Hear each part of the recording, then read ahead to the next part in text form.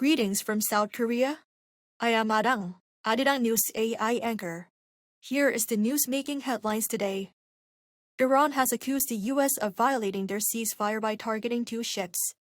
Iranian media said Washington targeted two ships in the Strait of Hormuz, adding that enemy forces were hit by Iranian missile attacks and then retreated. The exchange of fire was confirmed by U.S. Central Command, that said American forces intercepted unprovoked Iranian attacks and responded with self-defense strikes as U.S. Navy-guided missile destroyers transited the Strait of Hormuz toward the Gulf of Oman. That followed reports that the U.S. military carried out airstrikes on Iran's Qeshm port and Bandar Abbas on Thursday local time. The cargo vessel operated by South Korean shipping company Qeshm damaged by an onboard explosion and fire near the Strait of Hormuz has arrived in Dubai, where South Korean authorities are preparing to launch a full-scale investigation into the incident. According to Qeshm and local officials, the Qeshm Namo was towed from waters near Al Quwain in the United Arab Emirates and reached the Dubai port area about 12 hours after towing operations began. The vessel will now head to Dry Docks Royal Dubai, the Middle East's largest ship repair facility, where investigators will inspect the ship and begin repair work.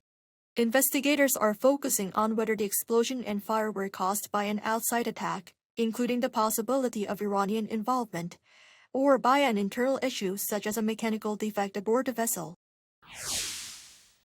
Korea's current account surplus reached a record high in March, fueled by a surge in information technology products like semiconductors and computer peripherals. According to preliminary data from the Bank of Korea on Friday, the country's current account recorded a surplus of $37.33 billion in March. The figure is the largest ever monthly surplus and marks the 35th consecutive month in the black. The goods account posted a surplus of $35.07 billion, as exports jumped nearly 57% compared to a year earlier.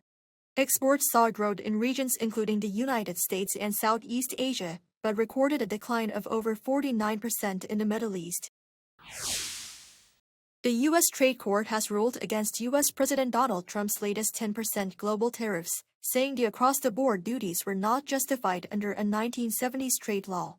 The U.S. Court of International Trade sided with a group of small businesses that challenged the tariffs, which took effect in February, with the ruling only applying to the plaintiffs in the case. In a 2-1 decision, the court said the Trade Act of 1974 was not intended to address the types of trade deficits cited by Trump. The businesses argued the tariffs were an attempt to bypass a Supreme Court ruling that struck down Trump's 2025 tariffs imposed under emergency economic powers. Responding to the ruling, the Blue House said on Friday that Korea will continue to closely monitor related developments while seeking to maintain a balance of interest under its current tariff deal with the U.S. President Lee Jae-myung marked Parents' Day on Friday by pledging stronger support for parents who, in his words, devoted their entire lives to their families. In a Facebook post, Lee expressed gratitude and respect to parents across the country, saying they deserve to enjoy their later years without worry. He added that the government is working on measures, such as expanding job opportunities for seniors and reforming the pension system. President Lee and First Lady Kim Hae-kyung also attended a Parents' Day ceremony this morning hosted by the Korean Senior Citizens Association. There, the first couple met with the parents of firefighters and police officers who were killed in the line of duty.